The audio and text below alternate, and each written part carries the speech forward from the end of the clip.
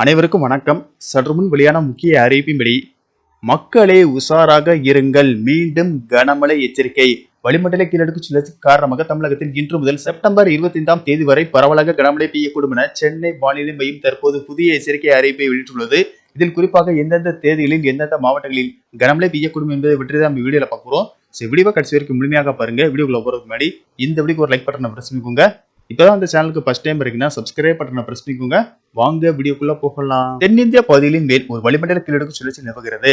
இதன் காரணமாக இன்று தமிழகத்தில் ஒரு சில இடங்களிலும் புதுவை மற்றும் காரைக்கால் பகுதிகளிலும் இடி மின்னல் மற்றும் 30 முதல் 40 கிலோமீட்டர் வேகத்தில் பலத்த காற்றுடன் கூடிய லேசானது முதல் மிதமான மழை பெய்யக்கூடும்.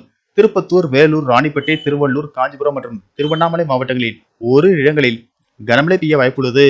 செப்டம்பர் 20ஆம் தேதி தமிழகத்தில் ஒரு சில இடங்களிலும் புதுவை மற்றும் காரைக்கால் பகுதிகளிலும் இடி மின்னல் மற்றும் 30 முதல் 40 கிலோமீட்டர் வேகத்தில் பலத்த காற்றுடன் கூடிய லேசானது முதல் மிதமான மழை பெய்யக்கூடும். செப்டம்பர் 21ஆம் தேதி தமிழகத்தில் ஒரு சில இடங்களிலும் புதுவை மற்றும் காரைக்கால் பகுதிகளிலும் இடி மின்னல் மற்றும் 30 முதல் 40 கிலோமீட்டர் வேகத்தில் பலத்த காற்றுடன் கூடிய லேசானது முதல் மிதமான மழை பெய்யக்கூடும். செப்டம்பர் 22 முதல் 25ஆம் தேதி வரை தமிழகத்தில் ஒரு இடங்களிலும் புதுவை மற்றும் காரைக்கால் பகுதிகளிலும் லேசானது முதல் மிதமான மழை பெய்யக்கூடும்.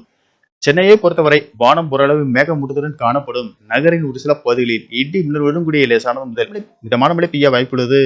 மீனவர்களுக்கான எச்சரிக்கையின்படி தென் தமிழக கடலோர பகுதிகள், மன்னார் வளைகுடா மற்றும் அதனை ஒட்டிய குமரிக்கடல் பகுதிகளில் சூறாவளி காற்று மணிக்கு 35 முதல் 45 கிலோமீட்டர் வேகத்திலும் இடையிடையே 55 கிலோமீட்டர் வேகத்திலும் வீசக்கூடும் என்பதால் மீனவர்கள் இப்பகுதிகளுக்கு செல்ல வேண்டாம் என்று அறிவுறுத்தப்படுகிறார்கள்.